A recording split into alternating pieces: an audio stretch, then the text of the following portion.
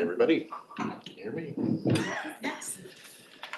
Hi, my name is Scott Dayton. I'm the Chief AI Officer at a company called Dasein Strategy. A little bit about myself. I'm a philosopher and a technologist. I've been a philosopher before I was a technologist. It's my early career. I still publish and lecture on topics there, but I've been a technologist for the last 30 years. My educational background is I have a bachelor's degree in philosophy from St. John Vianney Seminary in Miami, Florida. And I have a postgraduate degree in organizational leadership from the University of Oxford in Oxford, UK. And I've been doing tech for about 30 years. I fell into it, had a variety of leadership and executive positions, and anything from Fortune 500 to startups. And so it just seems natural to me to overlap these two careers of mine to talk to you today about AI ethics and AI governance. So Jackie invited me to speak here today. And she said, I'd like to talk about AI ethics. I'm like, what do you want me to talk about? She said, pick something. So today we're going to talk a little bit about ethics as a boundary condition for a successful AI strategy. And let's define our terms a little bit about what we mean by ethics and what we mean by morals for the purpose of our conversation today.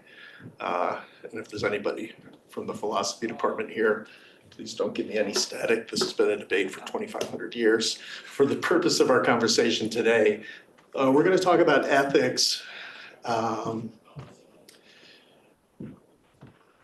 as a standard of good and bad behavior that is collectively agreed to by a group. And we're going to talk about morals as individual choices about what is good and bad, which may be influenced by your cultural background, your religious beliefs, your personal experience. So what do we mean by ethics as a boundary condition for strategy? When you're developing a corporate strategy, a business strategy, there's all kinds of boundary conditions. There's financial constraints, there's regulatory environment, there's organizational capabilities, there's market segments that your company is choosing to work in. There's risk tolerance. How tolerant is your organization to risk, usually based on the industry that you're in. And one of those boundary conditions is ethics. And what we mean by a boundary condition is what are the external circumstances that are going to form the fence around what you're going to be able to do. Finances, organizational capability, regulation, industry, all of those things. They kind of create the size and shape of the canvas that you're going to create your strategy in. And ethics is going to be one of those. And we're going to talk about why. In AI ethics, there's kind of two flavors of it. I call it macro or big ethics, and then there's micro or small ethics. And I don't mean small in a pejorative sense, I just mean in the scope of the issues that we're talking about. So the bigger macro AI ethical problems are big. They're social, they are national, they might be international, and they are things like appropriate use of AI in the military. Are we going to give an AI system autonomous ability to launch a lethal weapon? The ethical questions around governments surveilling their citizens and tracking them. Are we going to allow that? And if we're not, and if we are, to what degree are we going to allow that to be used? Issues of patient autonomy in healthcare. When an AI system makes a recommendation for a course of treatment. Proactive policing in communities. How do you prevent AI systems from targeting certain communities? So these are big questions. They're big social questions. No company is going to solve that. But they're questions that need to be answered. Microethics are smaller. And in the context of our discussion today, we're going to talk about the ethics of your company. And that sounds like a corner that's easy to cut. We got to grow the business. We got to hit our numbers. We don't have time to sit down and talk about what's right and wrong.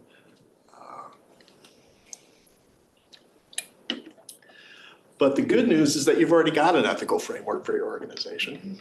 You probably already defined it for yourself. It's your organizational purpose. That is the ethic. And by organizational purpose, I'm talking about a more traditional business strategy point of view around purpose as an umbrella for things, for the four things. Your purpose, why do we exist as an organization? Your mission, how are we going to actualize that? How are we going to manifest that out in the world? Which leads to your vision statement. How's the world going to be a better place if we successfully execute what we're trying to do? And the fourth thing, your values. How are we going to treat each other while we're doing this work? So you've probably already got that. If you're a big company, you've probably already got the values posted in the lunchroom by the coffee pot. But you have these things, and they will inform how the good and bad, how are you going to acceptably design and use an AI technology in your organization? And it needs to inform your strategy. So I'm going to pause there. Are there any questions or comments about that before we move on to the strategy piece? What if those aren't written down or documented? Is it sufficient to make them just informal, or should those be solidified before jumping into an application? That's a great question, actually. Depending on the size of your company, I'm going to say default to yes. You have to know why your company exists and what you're trying to do and how you're going to treat each other when you're doing it. Because if you're not clear on that, you're not going to be clear on how to use an AI system effectively.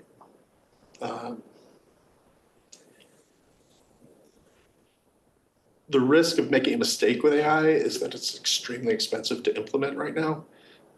And a lot of organizations can't afford it, and the ones that can't afford to do it twice. So you need to be clear about what it is and how you're doing it. Does that answer your question? It does, thank you. I don't have the stats on this, but I've read that there's a high percentage of psychopaths and sociopaths who are CEOs of most organizations. And they're probably the ones who have their hands last on sort of mission statements and sort of, conversation about ethics. How do we sort of prevent them from sort of poisoning how companies are using AI ethically in the future? That's deep. It's a good question. It's true. The short answer off the top of my head is that you can't. Which really underscores the importance of an organization hiring the right leadership. That question was so good because it was aligned kind of with a question that was in my mind. And I have ethical AI talks all the time. And a question that I'm hearing more and more from employees is, what happens when my personal ethics don't align with the ethical use of AI in a company?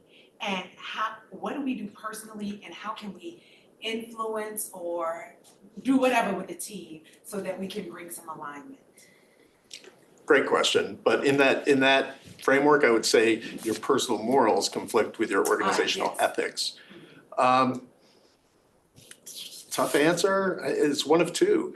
You take one path and try to influence and change the ethics of your organization, or you decide that my personal morals don't align with the ethics of the organization that I'm working with, and maybe consider finding an organization that's more aligned with who you are.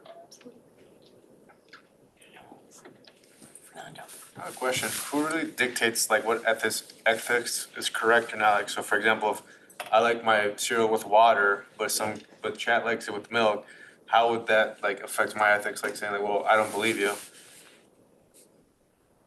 Let me repeat that question back so I'm clear on my understanding it. You're asking who decides what are the right ethics and the wrong ethics? Yeah, I was just thinking an easy example, but for example, if you're in a construction company and if you have to build something over a national park, and I put in chat what's the best efficient way, and it just disregards the national park, who really commands that, thinking wise? I think the short answer is, and that's a great question, who gets to decide?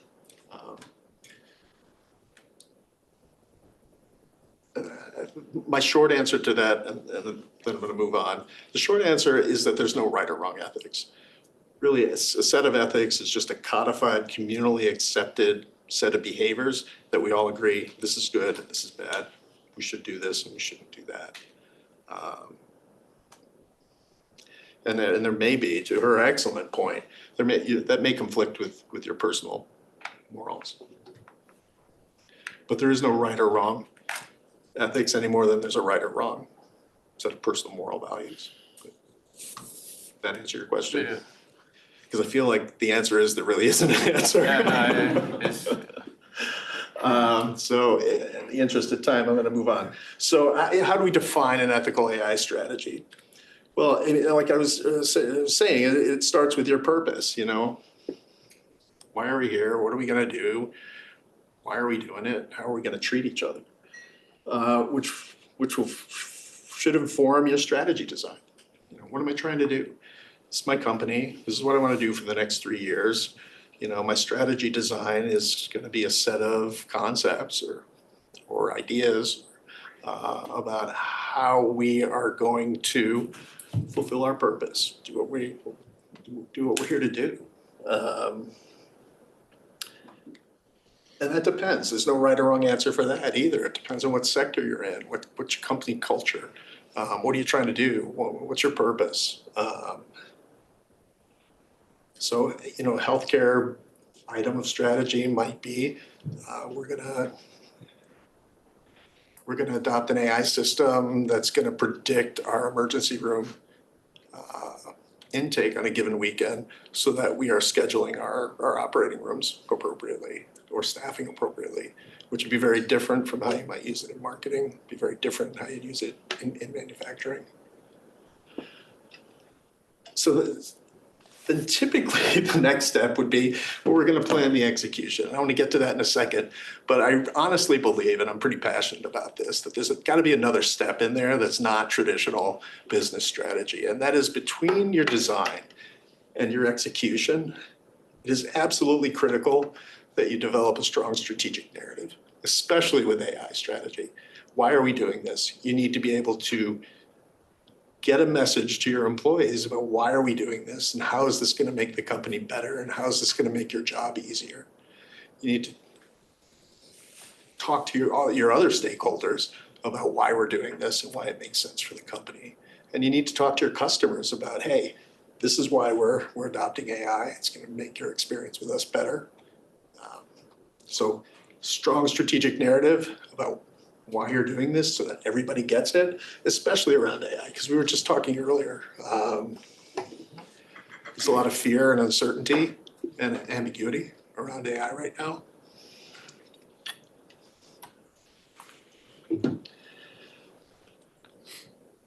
And my personal opinion is that's why the adoption rates have been so slow, because people just don't know. So if you are going to dip your toe in the water and start designing and implementing an AI strategy, it's really important to tamp down the fear and the uncertainty so that everybody's clear about what it is you're trying to do and why it is that you're trying to do it.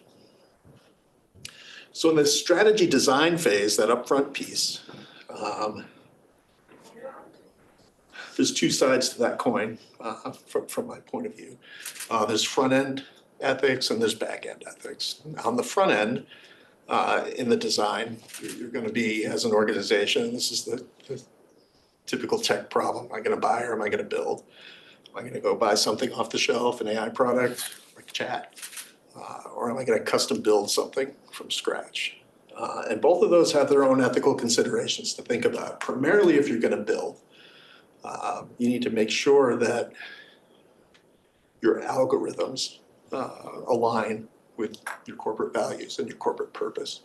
You need to make sure that the weighting of the data, the training data, is biased. And it's going to be biased intentionally or unintentionally, just by the fact that you need to choose a weighting for data points. Is it biased in a way that reflects your values and your purpose? And I'll give you a quick example. If you're going to design an HR system to screen resumes and give me the 10 best candidates, sounds like a great use case, right? What happens? I'm going to post a job for a software developer. And I'm gonna use my new AI system to give me the 10 best candidates. We're gonna take human bias out of it. But what happens if 9 out of those 10 candidates are white men? And whether that's good or bad depends on your organization. If your organization places a high value on high ethical value on diversity, you're gonna wanna tweak that system. It's not designed the way that reflects who you are and who you're trying to be. If not, and that's not good or bad, it just is, then it's working the way you designed. But don't kid yourselves about these things. AI systems are not acts of gods, they're not hurricanes or tornadoes. It's gonna give you an output the way it's designed to, because ethical, AI systems don't have what's called moral agency. And by that it means it's not self-aware. It doesn't know what it's outputting for you. It doesn't know what you're inputting. It's taking a bunch of information and it's pattern matching and it's making a prediction based on the way it's designed. It doesn't know good from bad. It doesn't know how to make these choices. It's not making these choices. So how we design it up front or how we buy it and implement it up front has a considerable amount of ethical questions that you need to ask depending on your company and your sector and your industry. The back-end ethical issues are around how are my employees going to use this? How are we going to use the outputs of it? You have to be really clear around what's appropriate usage for an AI system output and what isn't. I know we've got a lot of marketing folks here, so I'll give you one example. Where's your organization's line if you're a marketer? Where's the line between customer recommendation and customer manipulation? It's going to be different for everybody. But you need to have some clarity around that so that people know what is acceptable usage of that AI output in your organization. So once you've got the system design, we talked about strategic narrative. You need to be able to tell a story about this is what the system's doing, why we're doing it, how it's going to make our life better, which should inform your strategic execution. Whether you're a product-based shop or a project-based shop, we're going to start breaking this strategy down into executable products or projects. And start planning it out and road mapping and successfully execute. So when you go from ethically, you go from organizational purpose to strategy design, to strategic narrative, to successful strategic execution. What you're doing is you're creating this flywheel where you're reinforcing your purpose. You're actually actualizing your purpose in the world. You're fulfilling your mission. You're executing on that vision of how you're trying to make the world a better place. And that'll iterate over time, and that flywheel will start to spin faster. And I think that's especially true. The velocity of that flywheel with AI technology and AI strategy is going to be significant. So I'm going to pause there before we get into kind of some practical considerations. Any questions, comments? Yeah. To your point about transparency, I also advise clients on operationalizing AI. One of the things that I've been thinking about lately is like AI transparency reports.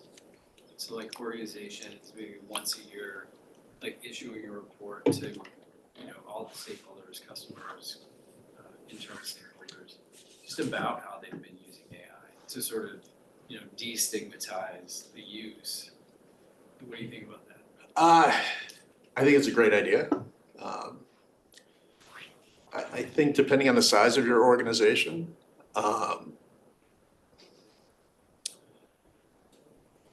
it's probably already we're talking about compliance at the end of the day. How am I going to put auditable compliance frameworks in place so that I know that this AI system is operating the way I expect it to. It's producing outputs the way I expect it to, and it's being used the way I expect it to. And then audit against that once a year. There's no regulatory frameworks yet for AI, but that'll come, like SOX, PCI, and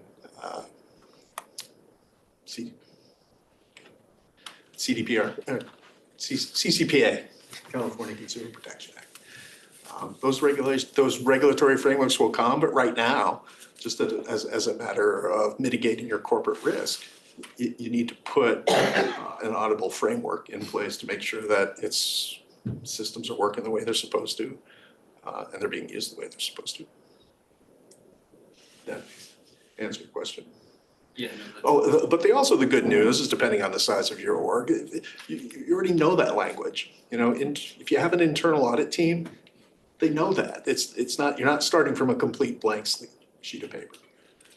It's really just use the language that they already know and enhance the things that they already have. Mhm. The same is true for privacy and cybersecurity. You know, you've got a privacy policy. You don't need to write a new one just for AI. You need to enhance what you have, augment what you have to include AI. Yeah, I think I was thinking more about, like, certainly the compliance side is one piece of that equation, but to your point about having like a strategic narrative about AI, something that's less compliance motivated and maybe more about, you know, like telling the story for the organization on how AI is being used and success stories, right? Like to your points about having a champion who's, you know, telling about early wins. It just seems like that could be useful. I think it's critical. Yes, Thank you. more of that. Yeah, I was gonna say, just to jump in real quickly, like when we were first looking at our blueprint of our process, we had discover, design, build, launch. That's super. We realized there was a very important part of market or communicate, to your point of making sure, because with some of this technology, people don't know how to use it. It's like everyone in this room, we at some point had to learn how to use a URL and we had to teach people about that. It's the same thing of putting that narrative in there so that people understand we are using it, we're using it the same way. It's sort of, are you marketing externally or internally? I think that's the only difference. But I love the idea of a strategic narrative. That just, And it Very needs much. to be non-technical, right? Yeah. Because it needs to go across employees, stakeholders, customers. You know, you want to start talking about input layers and neural networks and blah, blah, blah. Their eyes are going to glaze over. They don't know what you're talking about. You know, if you want to say, hey, we're developing this AI system that's going to anticipate our materials for the upcoming expected production cycle, and it's going to make our lives easier, it'll be less waste and save us money, and the company will grow faster. I mean, that's it. That's a narrative. So in the interest of time, I'll want to fly through a couple of things, some practical considerations when you start putting together an ethical AI strategy. And in fact, I don't want to call it an ethical AI strategy. It's just an AI strategy with ethics as a boundary condition. Because if you don't have that, you're just going to fly into areas that you don't intend to. And you're going to make mistakes that you may not be able to recover from. But the first is, like, if your purpose isn't clear, we talked about this a minute ago, if your purpose, mission, vision, values aren't clear, do that first. It'll save you a lot of pain, not just around AI adoption, but a lot of things. Second, be honest about your capabilities. You know, everybody would love to develop a custom AI system. I've been in IT for 30 years. Everybody wants to develop something just special for us. It's going to be a strategic advantage. Usually it's not. We usually bite off more than we can chew, and the project ends up failing, or it's 3 years late, or it's $10 million over budget. It's something bad. Along those lines, I'll recommend a book by Jonathan Trevor. And the book is called Realign. The second edition just came out over the summer. And it's not an AI book. But if you read it through the prism of AI adoption, you'll find it very helpful. What the book is about is realigning your business strategy based on disruptive events. And I really think emerging AI technology is definitely a disrupting event. So Trevor, it's a very approachable book. It's a business book, but it's very approachable. It's called Realign. Some of my own research right now is around balancing ethical foundations with velocity of innovation. So it's real tempting to say, let's go fast, we'll worry about the ethics later. Let's go fast, we'll worry about the downstream impacts later. Do that at your own peril. Start slow, make sure you're grounding it in your organizational purpose, and iterate, and then let the velocity speed up. So I'll wrap up with 3 takeaways I want everybody to walk out of here with. The first one is ethical clarity for your organization is critical for successful AI adoption. If you don't have that, you're going to spin off in ways you don't intend. 2, your ethical clarity should come from your organizational purpose. I can't hammer that in enough. Who we are, what we do, why we're doing it, and how we behave has to drive your AI strategy. And last, good strategic narrative, absolutely critical to successful AI adoption. Thanks.